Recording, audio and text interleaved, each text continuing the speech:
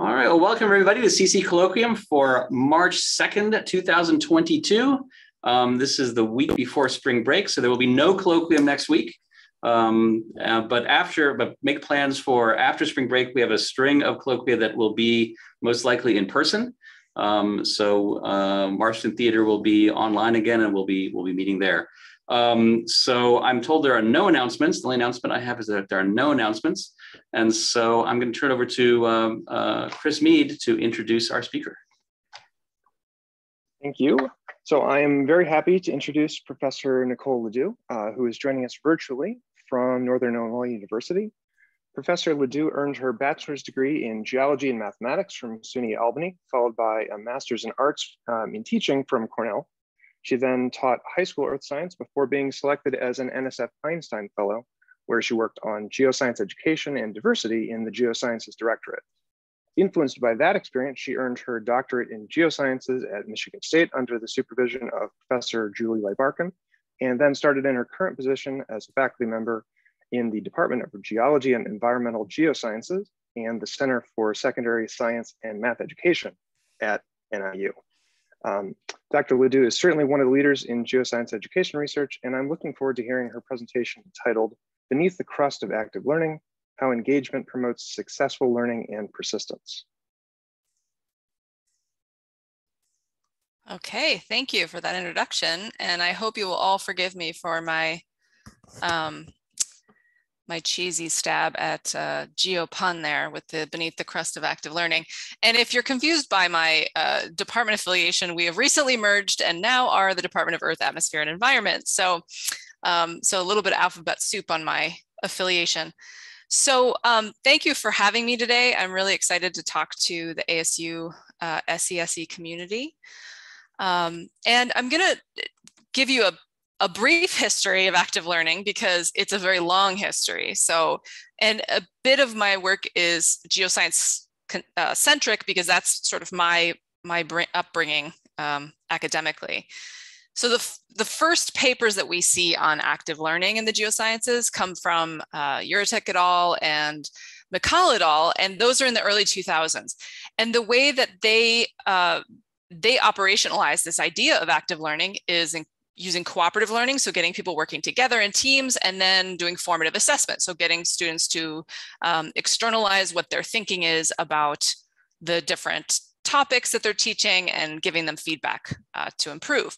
So in the last 20 or so years, there's been a lot of research on active learning. So probably you're having active learning in some of your classes and you've read about it and you've heard about it. It's not new.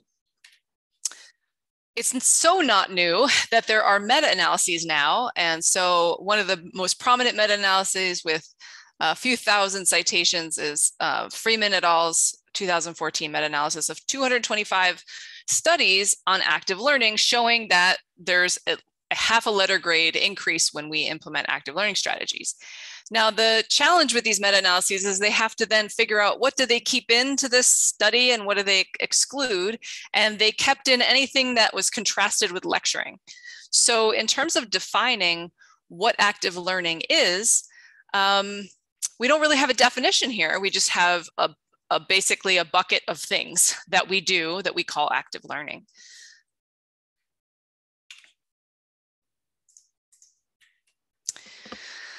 Active learning has been so successful at improving instruction that we now have more recent evidence that it disproportionately helps minoritized students and students from low-income backgrounds. And so that is fairly convincing that this is a good thing for us to be doing in our classes. So the question I ask is, what is active learning, right? So I've already kind of tipped my hat that it's a bucket of things we do in a classroom, but it's really stemmed from the undergraduate teaching in large lectures. So you might be thinking, okay, so what is this? Is it just activities? Is it just the grades go up because we give the students extra credit or participation points that make it inflate their grade? That's sort of a kind of an argument that people have made for some of these findings. Is it clickers? Is it modeling? Is it group work? And then the ultimate argument, can't you be active in a lecture? So we can imagine a lecture hall where students are asleep and they're daydreaming about something, or a lecture hall where students are really alert and attentive and they're engaged and they're taking notes. And so isn't that active learning? And this is where we kind of run into a problem with the term active learning. So what I'm interested in is what is the mechanism going on there? And I think that there's a lot of different mechanisms going on there. So we could look to the theoretical foundations about learning theory, about how people learn, to try to separate out, tease apart what all these different strands are that come together as active learning. And to that end, one of the things that I was fortunate to participate in the last few years is a transdisciplinary research team that put together a paper to try to accumulate all the evidence we have in all of these different subdisciplines that focus on active learning, to try to understand what are the patterns, what do we see as sort of the categories of active learning that are out there, and how do those attach to the existing theory that's education theory that comes from psychology and education research over the last 100 years. So this team was led by educational psychologists and a cognitive psychologist, and then there were teams assembled of all these discipline-based education research groups. So we had chemistry ed people and bio ed people, engineering ed, and I was fortunate to lead the geoscience ed team. So there were 5 of us, and we spent a great deal of time thinking about how would we organize all of this wonderful research we have for the last 20 years of research in geoscience education. So just to give you a kind of a bit of the punchline of what happened in this paper is we focused on the idea of this construction of understanding ecosystem to try to define what active learning means. And so if you think about a traditional classroom where we lovingly say the sage on the stage, the teacher, the instructor, the professor is the expert. They're the holder, they hold the knowledge, right? They're the ones who have the experience with the domain. They have the data, they've worked with the models, and they transmit that information to the students. And so there's a very clear one-directional arrow in a traditional model of lecture. But if we want to think about active learning and the strategies that are used in active learning, we can think about just the student and how that student is engaging. If you look at that little 7 with the kind of circle there, the student is engaging in metacognition, thinking about their thinking. The student themselves is engaging with the data, is engaging with the models. They're having direct experiences, and the teacher is alongside, helping shepherd them through that learning experience. And so if we think about just the student, we're thinking about the idea of constructivism, which is, theoretically 100 years old, right? I mean, this is an idea that has been built over time, that we are constructing our knowledge as we are learning about the world. And some of the other ideas come from social constructivism, which are that we're not doing this in isolation, that the efficiency of our learning and the efficacy of our learning are going to be related to those that are around us, how we work with our peers, how we work with the instructors, the people that we have around us that know more than we know. And so active learning really has to have all of these kind of social components to it. So I'm going to jump forward, about, 100 years or so, and talk a bit about a couple of frameworks that are more modern, and they're trying to connect what has been happening in undergraduate research, education research, which is all this research about active learning, to all of the research that has been going on for a long time in educational psychology and cognitive psychology about how people learn. And so you have Mickey Chi at Arizona State, and her work is prolific in trying to understand, trying to categorize and conceptualize what is active learning? What is that active thing we're doing? And in her framework, she talks about the level of active might just mean attention, right? You're physically engaging with a model, you're showing up, you're gazing at certain things, you're gesturing, you might be manipulating objects, taking notes, highlighting. Some of the things you saw in that lecture room with the students that looked attentive, but they were in a lecture room, right? And they were participating in a lecture. A constructive level would be when students are engaging with the material in a way to elaborate, justify, discuss, map, reflect. And so these are things that the students, strategies an individual student might use. And then you have the interactive level where students are co-constructing their knowledge by interacting with others. So they may be receiving feedback and modifying based on that feedback. They might be arguing, defending. And so the idea is that higher levels of learning and deeper learning will be happening at these as these levels progress. So if you're attending, you might take some information in, you'll get a deeper understanding if you engage with the material yourself, and even a greater level of learning if you are co-constructing that with others. So this is a wonderful way to think about that hierarchy of complexity when you're thinking about active learning. But I'm going to tap into, and you know, this is where I diverge and say, you know, I think as a geoscientist, and I'm going to venture to guess as astronomers and astrophysicists, that you're thinking, you know, we're a little bit special, right? Like, so we of course have some dimensions to what we do, and I'm sure every scientist feels this way, but I feel like we have dimensions to what we do that really have to do with a sense of awe and a sense of inspiration. So, I mean, when we think about outer space, when we think about space travel, when we think about the night sky and the mysteries that it holds, when we look at a landscape and we're inspired, we have this deep sense of awe at what we're seeing on the landscape, or, you know, the power of earthquakes, the power of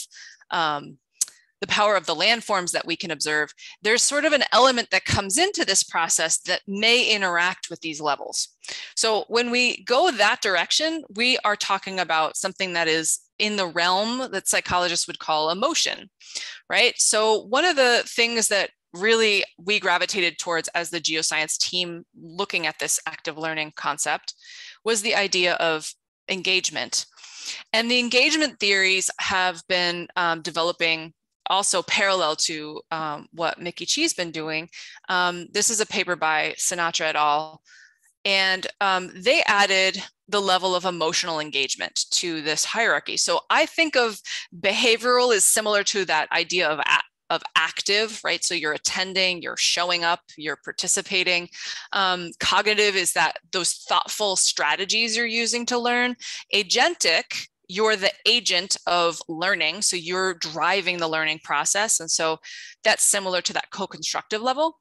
And that also might be what, if you've heard the term inquiry-based, you know, if you're driving the inquiry, if you're designing the investigation, or you're determining what the research question is, I mean, as a graduate student, you're doing this agentic engagement. And then there's this emotional engagement. So there's something about the thing you're doing that is tapping into your value systems. It's extremely meaningful for you. And so that can interact with these other levels of engagement. So as the geoscience team, we were reading this paper and we were thinking about the different frameworks that we could organize the geoscience literature around. And this really felt like it fit. So because if you look at the geoscience literature, a lot of people say that they get into it because they have a sense of awe about the natural world. They went on a trip with their family. They lived near a volcano. They had these experiences with the land. They're very connected to the land in a variety of ways. And that drives them to want to ask questions and leads them into these majors. So this is a really important dimension for us as a community. Okay. Ready for the Venn diagram of all Venn diagrams? Here we go. So as any good kind of theory paper is, we were trying to like organize all things and connect all things. And so we went with the trusty old Venn diagram and then, you know, added a lot of layers to it. So we took the 4 dimensions that Sinatra et al. Had put forth, and we connected the literature and the geoscience education research base to that framework. So I'm going to give you a couple of examples of what behavioral engagement would look like in the geosciences in a paper that used that. I'm going to run through all 4. And then what I'm going to do next is talk about a couple of studies that we've done in my lab and put them in the context of this framework so that So that it builds a bit more meaning for you than just, hey, we did this cool study and we found this cool finding. Like this, the purpose of this is so that we can start to accumulate evidence and figure out what gaps we don't know about so that we can find those niches that really reach our students really well. So that's kind of the big picture here. So, we call this active learning through the lens of engagement. So when we're attaching these theories to what we're doing, we're poking at the problem deliberately, looking at that mechanism that might be responsible for it. Okay. Every time I tap a different screen, my cursor doesn't want to advance. So behavioral engagement. So this is that idea of that active engagement. So you're showing up, you're paying attention. It might be where you're looking. It might be just attendance. And DeLesso has a really neat study about engagement, behavioral engagement in an online class.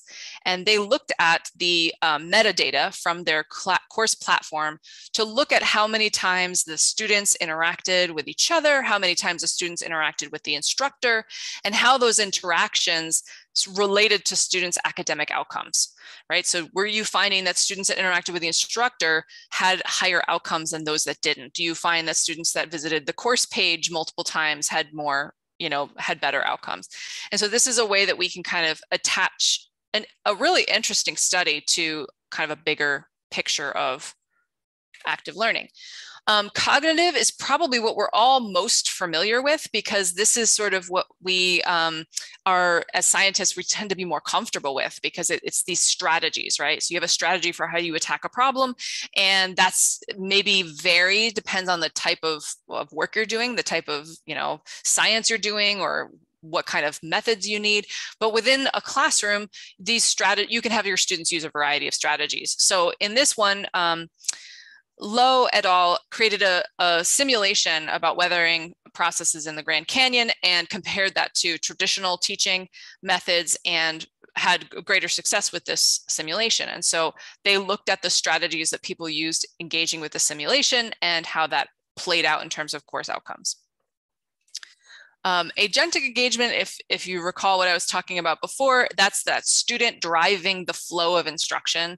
So inquiry-based activities that are truly inquiry would fit into this category. And Todd and Goecki had a really neat paper that where they engaged students in designing themselves. The students had to design a component of the field camp trip.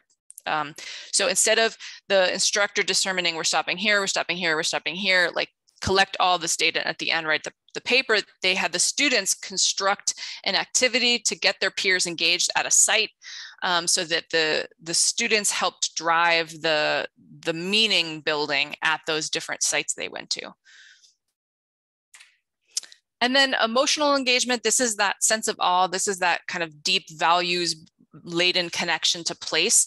And Hammersley et al. Has a nice kind of straightforward study that they did where they redesigned their intro geology class to have a Geology of Mexico section because at their institution, they have a high number of Mexican students. And so what they were looking at is whether if they put all of the physical geology curriculum in the context of Mexican examples, whether students would have higher levels of interest in pursuing the geosciences and performance on tasks.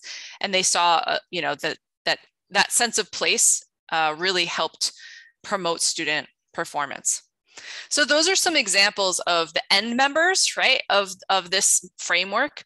And in the paper that we published in JGE, you can see examples from all of the different subcells. And there's some that we don't have a lot of. And one of the things to know is that, even though I'm kind of like, I don't know if I'm considered like a third wave geoscience education researcher or a second wave geoscience education researcher, but you have sort of first wave geoscience education researcher in your midst there at ASU with Steve. And a lot of the first wave geoed researchers are people who transitioned after receiving their PhD. I'm one of the first that had a PhD in geoscience ed. And now we have even more people that are coming out with that. And so one of the nice things about this paper is that we're sort of looking at how we've evolved as a community. And sometimes we are are interested in one of these components, but we don't have the metric yet to really measure that well. So that's one of the values of having these kind of summary papers too, is to figure out what instruments do we need to measure some of these things. So I'm going to share a bit about 3 studies that we've done at NIU, and they're all very different from each other. So what's nice about this is you're getting a tour of what geoscience education research can be in one shot. So I hope you enjoy the tour. And I hope that it also appeals to everyone attending, because there's kind of something for everyone here. Okay, so the first example is a lab study that we conducted a couple of years ago on the augmented reality sandbox. If you haven't seen one, you've got to Google it and watch some videos, because it's super cool. Also makes for really nice, pretty pictures. So this study really focuses on the cognitive dimensions of engagement. The second study is we implemented a strategy called Predict, Observe, Explain into an intro class, and we were comparing the efficacy of this strategy to other active learning strategies for a class that had only clickers.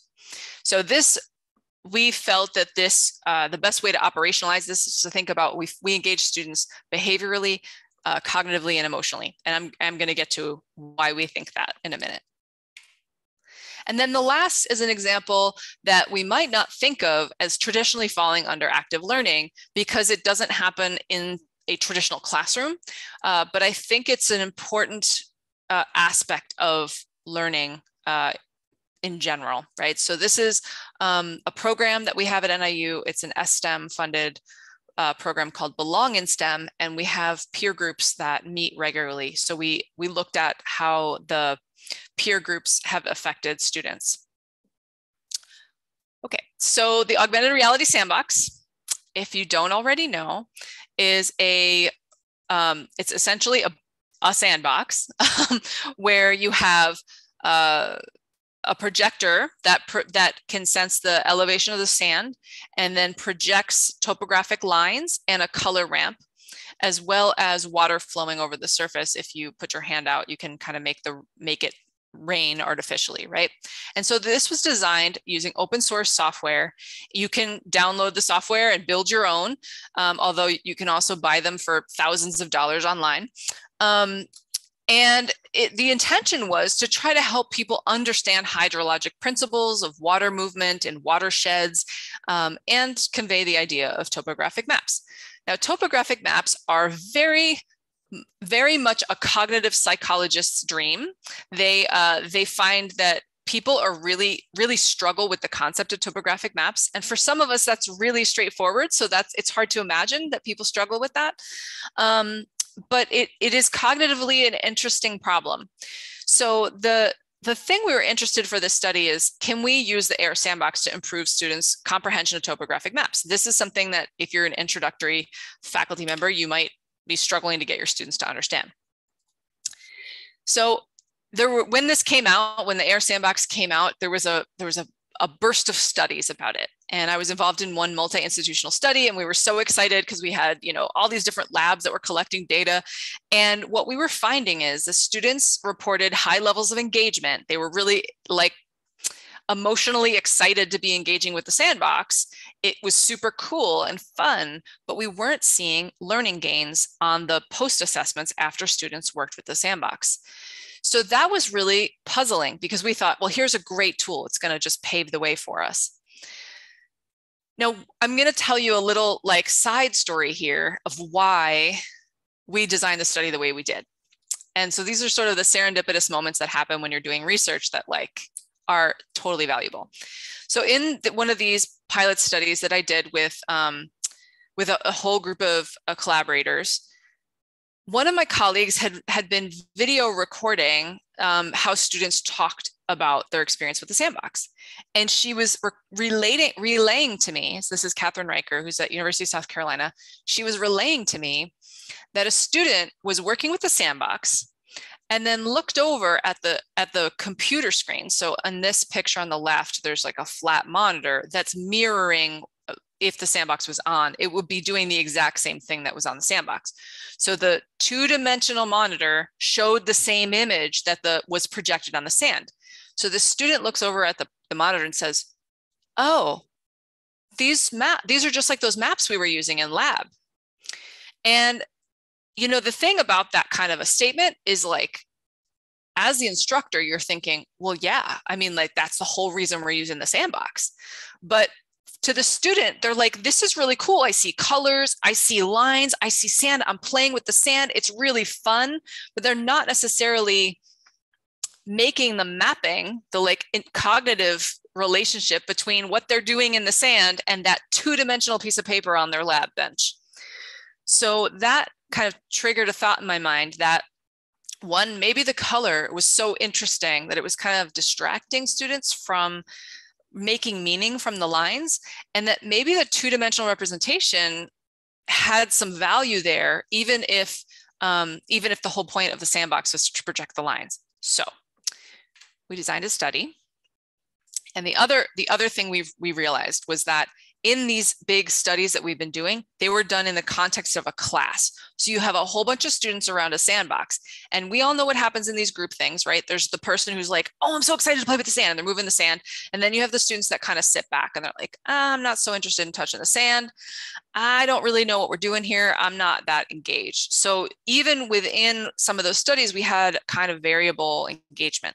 So what we wanted to do with this study is to take it out of the classroom, put it in the lab, do a one-on-one experiment, basically, so that we can kind of take away some of those extra variables of being in a classroom. So we recruited specifically low knowledge students. We put out a survey, like a QR code on the flyer, you know, click here if you want to do this study. And the first question was like, how familiar are you with this map, right? And if they gave too high a number, they weren't selected for the study. And if they gave too low, you know, the lower numbers are the ones we selected. They didn't know that right away. It's not like they could game the system, really. So we recruited low map reading skill students, and we did this structured one-on-one intervention. And I'm going to explain the feedback conditions a little bit now too. So we called this feedback because the projection was giving them some information, right? Not just the sand elevation, but they would see lines on the sandbox. So we called, if the lines were on the sandbox, like they are in the right-hand picture, we called that three-dimensional feedback because it was overlaid on the three-dimensional object they built. And if we didn't give them feedback on the sand, but we gave it to them on the 2D monitor, we called that two-dimensional feedback. So keep that in mind as I explain a little more. We gave them a bunch of prompts that had textural information about the feature and on what it would look like on a topographic map, and then gave them a small topographic map. Those maps were actually generated by the sandbox, and we screen captured them so that we knew that whatever map feature we used could be reconstructed on the sandbox. We didn't want to give them something that they couldn't, that was too complicated for the sandbox grain size, basically. Okay, so we had these two conditions, 2D, 3D. So that was the dimensionality of feedback. Now, one of the things that happens when you do interdisciplinary research is you suddenly realize that, like, you're using a word differently than your colleague is using that word. So when we were talking about feedback, my grad student and I, we were thinking, okay, we have them build the thing in the sand, and then we turn on the sandbox so they get to see the lines. And then we'll have them fix their model, move their model however they want till they fix the shape to match the map. Well, the cognitive psychologist, Tim Shipley, that we were collaborating with, he thought of feedback differently. So he's a vision scientist, he studies spatial ability. And when he heard us say feedback, he thought we would turn on the sand, we would have them build their structure in the sand, turn on the sandbox or the monitor, have them evaluate how they would change their structure. But before they touch the sand again, they had to turn the sandbox off again. So they never got feedback from the sandbox or the monitor while they were building.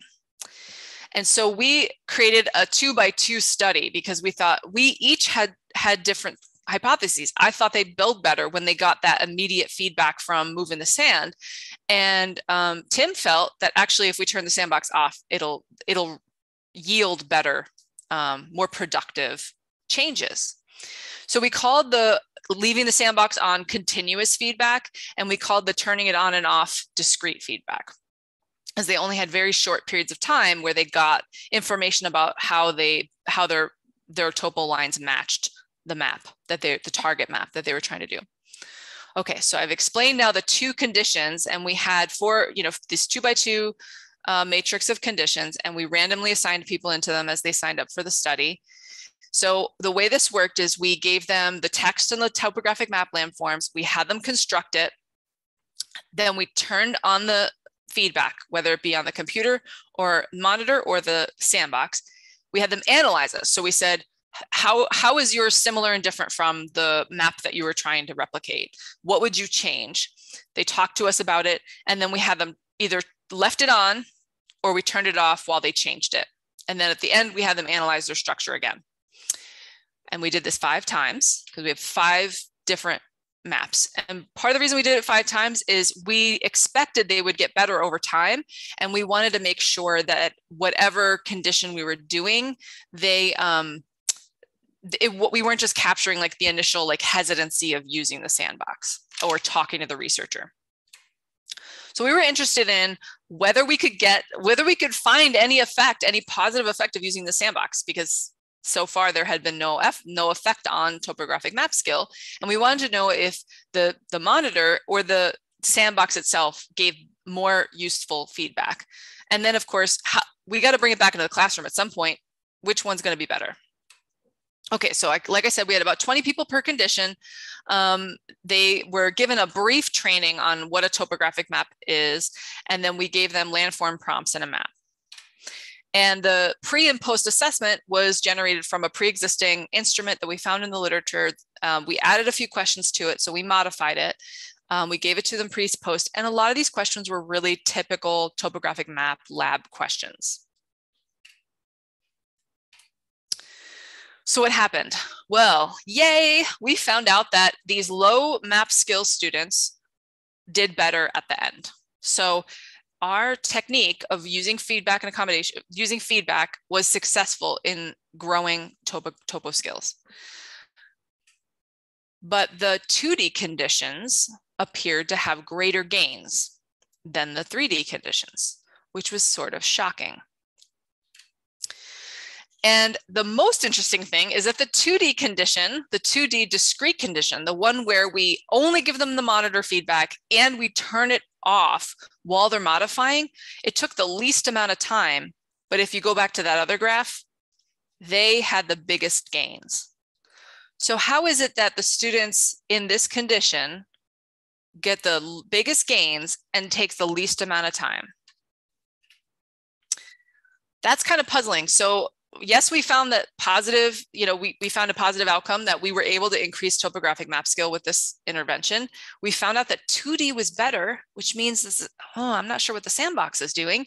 And we figured out that actually having that discrete feedback focused them more on the changing their models. Okay, so why would this work this way? Why wouldn't the sandbox work the way we expect it to work? So in the 2D condition, you're spending your time focusing those students on looking at the 2D representation. They build in the 3D, but then they look at the 2D feedback. So we're constantly having them focus on mapping to the 2D representation, which is the map. I mean, that's what they're gonna have to do when they read topo maps. In the 3D, we think that the model's doing the work. So you have this really cool model where it's overlaying these lines. And so the students that don't know what those lines mean, they still don't know what those lines mean because they're overlaid on something, on a surface. It doesn't build their understanding of that 2D representation as fast or as effectively. Okay, so to bring it back to that theoretical framework of engagement, we're engaging students in cognitive engagement, cycles of prediction and feedback, comparing their predictions to the correct model, and reattempting the problem. Now, here's the thing that's like really a thread through all active learning research or all active learning interventions in the classroom, that a lot of students will report that they prefer to learn from lecture and that they find it more comfortable and they think they learn more. So people who do active learning get worse teaching evaluations because students don't think they're learning as much. And that's partly because a lot of these active learning interventions focus students on their errors. And that error signal is meaningful. That's what we learn from. We learn from the errors. We don't learn from getting things right, but it doesn't feel good, basically, to make errors. So we have to impress upon students that the error pattern is the meaningful part. And so engaging with that in this cognitive process is what we think really worked well. Okay, I want to make sure I have enough time for questions at the end. So I'm going to go a little fast through this one, but this one's a lot more straightforward. So I think that's going to be pretty easy to do. The second example is much more traditional active learning intervention. So one of the things that Freeman says, which is like a pretty profound statement, is that if you're not using active learning, it's akin to professional malpractice because we have so much evidence that active learning works. But that's a little harsh. I mean, there's also the realities of the classroom. But one thing, like a frontier that's really interesting in active learning is comparing these different strategies. So which ones are more effective for which students and why, right?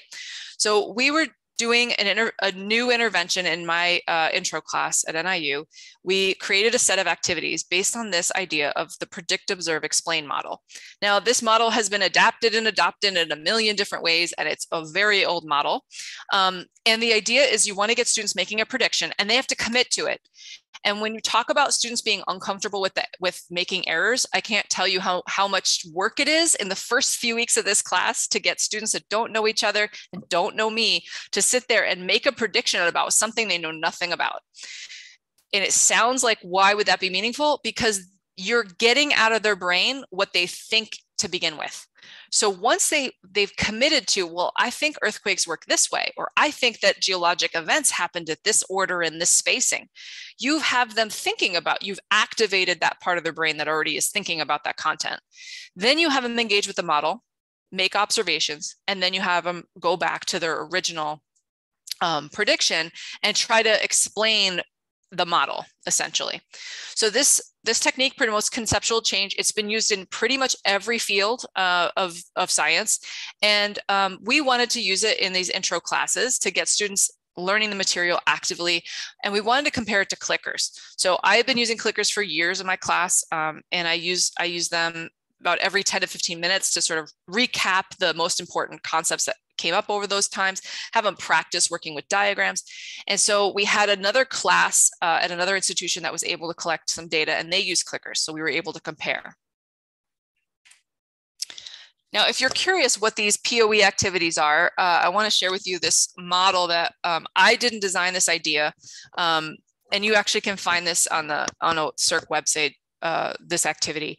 But this came from IRIS, which is a seismology organization, where you have them work with this model with spaghetti. And as they add stress to the model, the spaghetti will start to bend. And then once the earthquake happens and there's brittle deformation, the spaghetti goes back to being straight lines. So in the prediction, they have to say, okay, if you have a fence across a fault, what does it look like before the earthquake, and then after the earthquake, right? So I don't know what this is going to look like. And they're doing all kinds of things on these things, but it gets them thinking about the problem. And then we have them work with a model and observe what happens. We also had them do some analogical mapping. So what do you think the wood represented? What did the spaghetti represent? What did the clamp represent in an earthquake? What in the natural system, what pieces of the earth do you think are involved here? And that gets them thinking about the value of the model and what's happening at an earthquake. Right. And so that's just one example. We had 18 activities and we had 2 institutions. And if you're wondering why these ends are so small, let me just tell you, when you have pre-assessments done the first week of class and post-assessments at the end, some of those numbers are not going to line up because if students adding and dropping. We had a particularly weird start of the semester that semester too. But basically there were similar institutions, similar courses, similar course materials, makeup of the classes. And we were interested in whether these POA activities plus the clickers were more effective than just the clickers alone. So we had 2 instruments that we were using to measure this. One was measuring something called self-efficacy. If you don't know what self-efficacy is, it's like confidence. And we used an instrument that's been around for a really long time, the MSLQ. And then we used a measure of conceptual understanding called the Geoscience Concept Inventory. And so we were looking at whether students gained, lost, or stayed the same on these two measures. Okay, so I have to tell you that first I looked at the data from just the POE and I was so excited. I'm like, wow, significant gains. I'm so excited. We're going to have this great thing that this curriculum we created had such a great impact on the students. And then I looked at the comparison and we actually did not have more significant gains. So both classes, even though I'll tell you, it's a heck of a lot more work to run 18 active activities in a class of like 70, 80 people than it is to lecture, for 50 minutes. We didn't see more gains. But the interesting story here is that if you look at the blue line, that's the POE class. Those are the students that were doing those 18 activities. And then the red is the class where they were just doing clickers. So what we were able to do is help maintain students' confidence. This is really puzzling to think that someone would come into a geology class, and then leave with lower confidence. Well, hey, it's complicated stuff. And if there's a lot of jargon, and if these were mostly non-majors, if you're non-major and you come in and there's all this jargon and it's really high level, maybe you leave thinking, hey, I'm not so great at science. The whole mechanism that we were trying to affect with these POEs was make a prediction, work with the material, and then reflect on how much you've learned. So that at the end, that explaining at the end, they can see that they are documenting their own learning. They're also working in partners. So those pairs or those partners are helping them realize like, hey, I know something meaningful, or hey, I'm not alone in not knowing what's going on. So we were able to maintain their confidence basically through this active learning strategy. So we did engage them in cognitive engagement in both types of classes. There was a behavioral component because they got low stakes for participating. They essentially got points for showing up and doing the activities. So I wasn't looking at their course grades because of course their course grades are going to be inflated from that, but I was looking at their the grades. That's why we use those instruments, because those were the same questions that were administered to both groups. And then we think that we were building their confidence and maintaining their confidence through the engagement in pairs and the fact that this was low stakes and they could try to put their ideas out there. So we're kind of in that middle space here. Okay, one more example and then a quick wrap up, and then I'm excited to hear your questions. So this last one is not the typical context for active learning. I'm turning my light on because the sun is setting here. So this is not a typical active learning setting. So the Belong in STEM program is, of course, you can't have a good NSF project without a great acronym. So it's the Building Engagement in Laboratories, Networking, and Peer Groups, Belong. So the goal for this project is to recruit high-achieving low-income students. NSF provides scholarships to those students through the STEM Scholarships in STEM program. And our structure for our program was to have academic support. So the students get scholarships, they get academic support each semester, they meet weekly in these peer groups, and then they attend monthly professional development meetings. And the goal is to help students stay in the program. So what happens a lot, half of the students that were coming into this program are coming from transfer schools. We have 40 or 50% of our students at NIU are transfers. And so there's this thing called transfer shock when you come into a new institution where the expectations are different, you're not in your community, you may be living away from home for the first time. So what we wanted to do was build around a community of support around these students from all these different directions. And the piece that I was really centrally involved with is this social support piece. This is the part that comes out of the literature on what works to help students persist in the sciences. It's building community and building that sense of belonging. So together with my colleague in the educational psychology program, Daryl Dugas, we worked with graduate students. These are our two graduate students this semester, or this past year and a half. So they are heroes for managing this through COVID. And they've been facilitating these peer groups every week for the last year, almost 2 years now. So there's two pieces to this, and I'll be quick about it because this is actually really preliminary. I don't have all the analyses done. So the question we're after is how does this peer group support students' sense of belonging? What are the mechanisms? What do students report as being the meaningful aspects of peer support? This is sort of a tough sell. Scientists are busy doing science, and having providing these spaces is time consuming, and it means being vulnerable and on a personal level with your students. So we wanted to try this mechanism at NIU to try to support students' sense of community. So we have a research question, and we did semi-structured interviews. A coding manual was developed through reading through these transcripts and what we were initially looking at as themes, and then what came out of the interviews. And then we are working with 2 graduate students, not the peer facilitators, but 2 other graduate students who are helping to code the data. And we all co-coded together the first set of data, and then now they're coding, and myself and Daryl are adjudicating, anywhere the codes don't match. So sorry, jargon.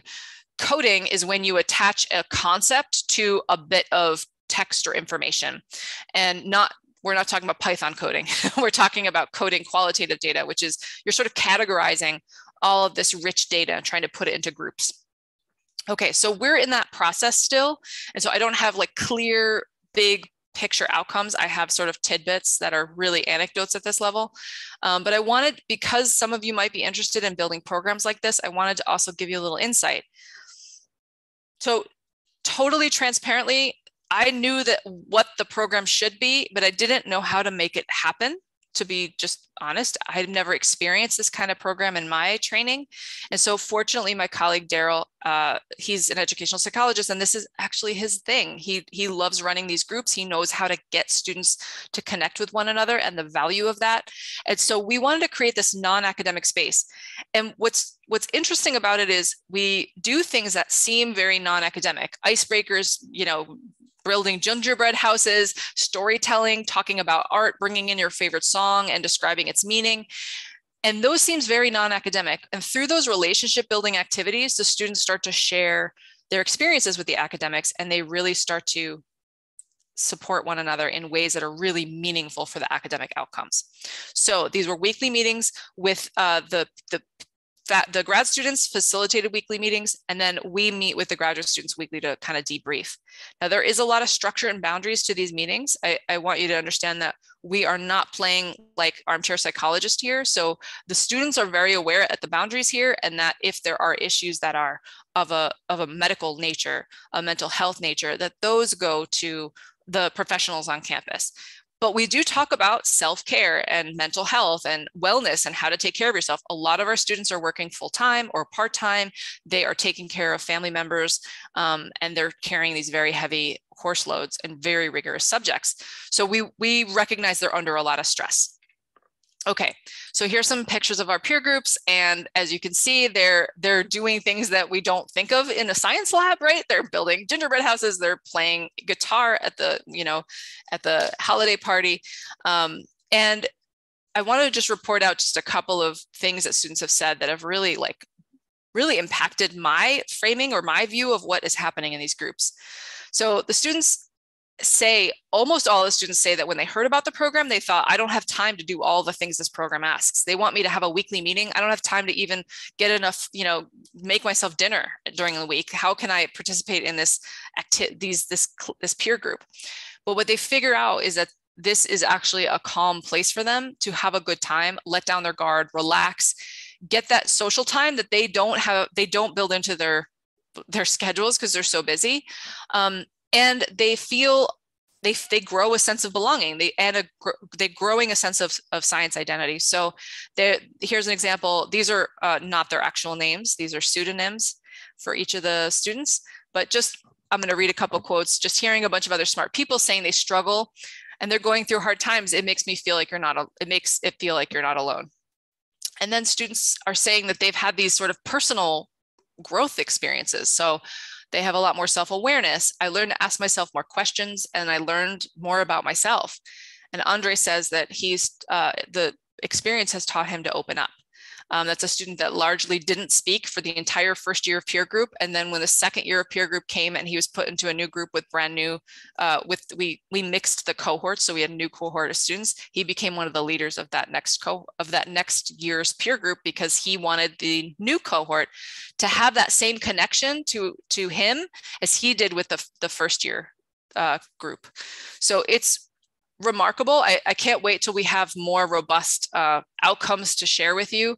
Right now, we're still in the coding process, but this kind of work is, I'll be just frank, it's hard to make space for it when you're doing all the things that you're doing as a faculty member, but the emotional engagement that the students are doing is amazing. And they are driving the flow of these groups. So we spend a bit of time in the first few months helping them connect with one another, build trust and comfort in the space. And then we do give them some agentic engagement to drive the direction that those meetings are going to go. Okay, so I've showed you 3 examples. And I want to leave you with this idea that if you want to do things in your classroom, if you want to start to measure active learning outcomes in your classroom, think about what is the kernel that you're trying to adjust. What is that lever? What is that manipulated variable? Does it fit into one of these bins? That could help you think about how to connect your work to educational theory, which in turn makes it so that our community can start to build more of the evidence base for what works when and for whom. The other really interesting thing is understanding how these kind of work together. So what happens when I'm emotionally engaged is my cognitive engagement will go up as well, right? And so we need to be comfortable, we need to be safe, we need to feel connection to others in order for our cognitive powers to work as efficiently as they can. And then how do you measure it? So some of these things, psychology's been measuring a lot for a long time and they have solutions for us. And other things are a little harder to measure because no one's ever done it in our environment where we're doing our research in the lab, in the field, in remote settings. Some of those instruments don't exist, so we have to create them. So there's a lot of interesting gaps to fill here.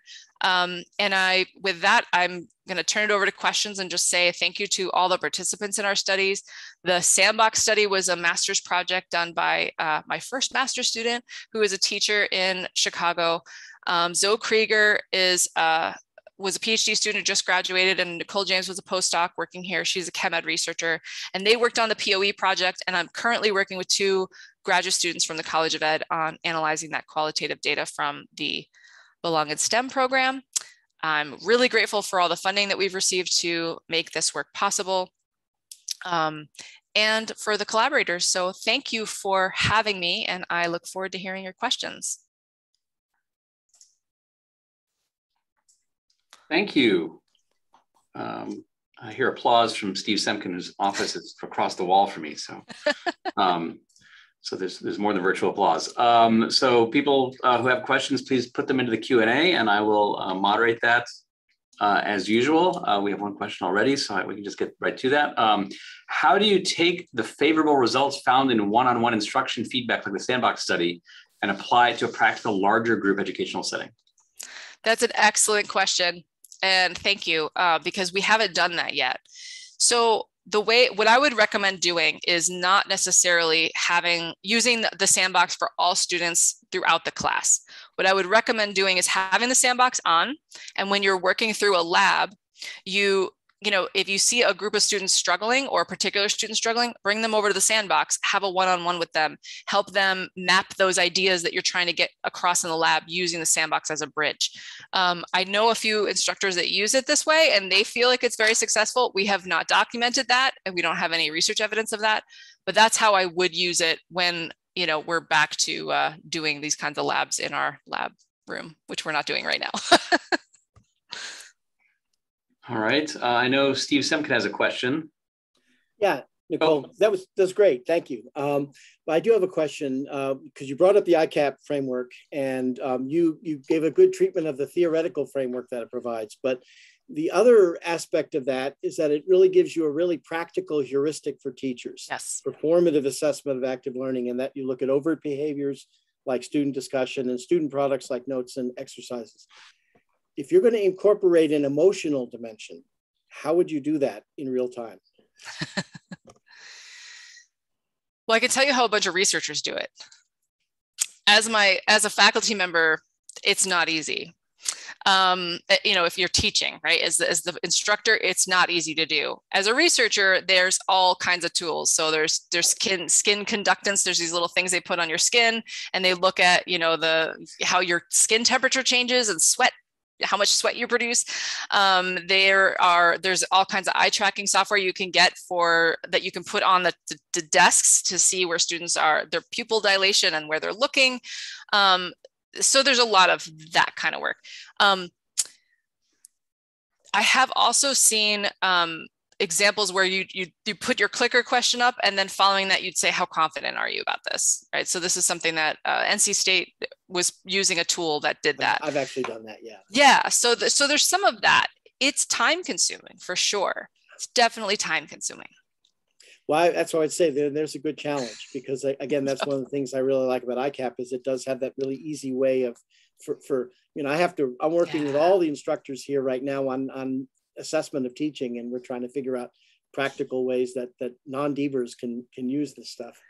Absolutely. Yeah. And I really think, the engagement lens, it does lend itself to thinking about sort of some of these non-typical classrooms, right? So that's one of the reasons we used it is the Geosciences, a lot of interest in, what's happening with students on field trips, what's happening with students at field camp, what are happening with students in research experiences. So there's a lot of other ways we're trying to get students into the Geosciences. And so that emotional dimension is really useful. Great. Yeah. Well, thank you. That's great answer. Thank you.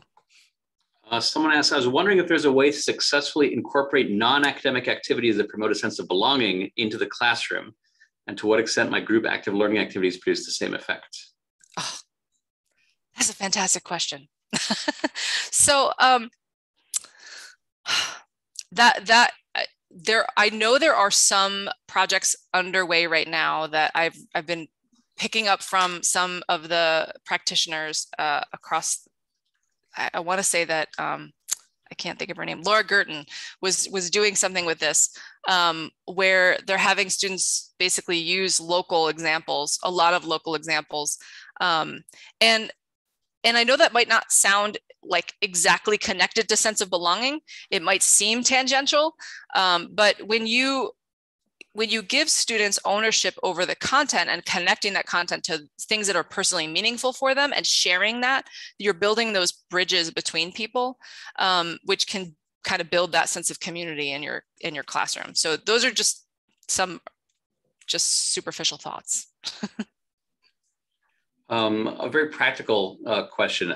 Assuming you have to go through some form of institutional review board approval process to complete a study with student involvement, what are the best practices to get students to consent to participate in the study? Excellent question, and something we all should be sharing widely. Like, what are the tricks of the trade? So we paid them. That's always, a great incentive is money. That's kind of the biggest one. In the lab study, we were able to pay them. When we recruited them, we highlighted the length of time, and we recruited in places where they would be, not necessarily the science department. So we wanted the low map skill, right? So we didn't want a bunch of engineers. We didn't want a bunch of physics majors. We really wanted people that don't spend a lot of time looking at maps, who wouldn't be, high level. And so that was one thing. But in the classroom context, depending on your IRB, and we happen to be a small institution, so our IRB is a little easy to work with, which I'm really grateful for. One of the things that we do is we're able to incorporate it as part of the class. So a lot of these instruments I'm using for the pre and posts, they're things that I could use to evaluate my teaching. And so they're not unusual. And so everyone participates because they're there, and they decide whether we get to use their data or not. So there's no kind of additional work for them. It's within the context of the course. But what's the best way to get them to consent, to agree to allow you to use their data? That's So I usually give them a pitch of why I'm doing it. Right. I mean, it sounds silly, but there's actually some research out there that if you communicate why you're doing active learning And what the research shows about that fact, that it doesn't feel like it works, but it works better. We have evidence of that.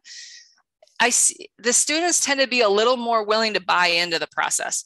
And when I explain all of that, and then I say, so we're trying to document that, you don't have to consent. I totally understand if you don't feel comfortable, but if you consent, you're helping us build that evidence base to say that this does or doesn't work. Right. So I'm kind of appealing to their humanity, I guess. Honest and well, you're giving them an explanation, right? Because often, students are asked to do all sorts of things that are just because the teacher says so, right? So yeah. So getting away from that is good. All right. Are there any other final questions? We're at the hour, but we could squeeze another one in if somebody has a burning question. I see Steve's hand is raised. Oh, Steve's. Oh no, somebody else. Steve Reynolds. Yeah. Oh, Steve Reynolds. Steve. Yeah. Hold on a second, Steve. Let me. That would be Steve 1. Yeah, Steve 1. Steve, you can talk. Go for it. Okay. I thought it was just fascinating that with your topographic study, that where you had the monitor and the students, you were kind of helping the students map the 3D back to 2D. It's one of those things that, when you think about it before you did your experiment, it wouldn't make any sense at all. But once you saw those results, you said, of course, that's what's going on. Isn't it funny? When I heard that student exclaimed like, oh, what's on the screen is what was in our map. We're like, how did they not know that? How did they not realize that? But of course, this is the problem. When you're an expert in something, you have blind spots to what students don't see. And so, and that was kind of what was so exciting about it, was to find out, these were some of the most fun results we could have gotten. Like, whoa, the 2D is actually more effective. That's amazing. Yeah, and it was fun that we always think we're trying to get the students to take a 2D topographic map and map it to 3D. Right. But that step actually took it back the other way. And in hindsight, it's perfectly obvious why that worked. But congratulations, that's pretty cool stuff. Thanks. Now I just got to put it out there. The master student left before he wrote it. That's what happens. That's what happens. All this good stuff hiding in my drive, my hard drive. You got it out here for us anyway, and so yes, I'm so grateful. Thank you very much for taking the time to visit with us, and we look forward to interacting with you more in the future. That's fun stuff. Thank you so much for having me. Thank you. Good to see you all. Yeah, good to see you. Nicole.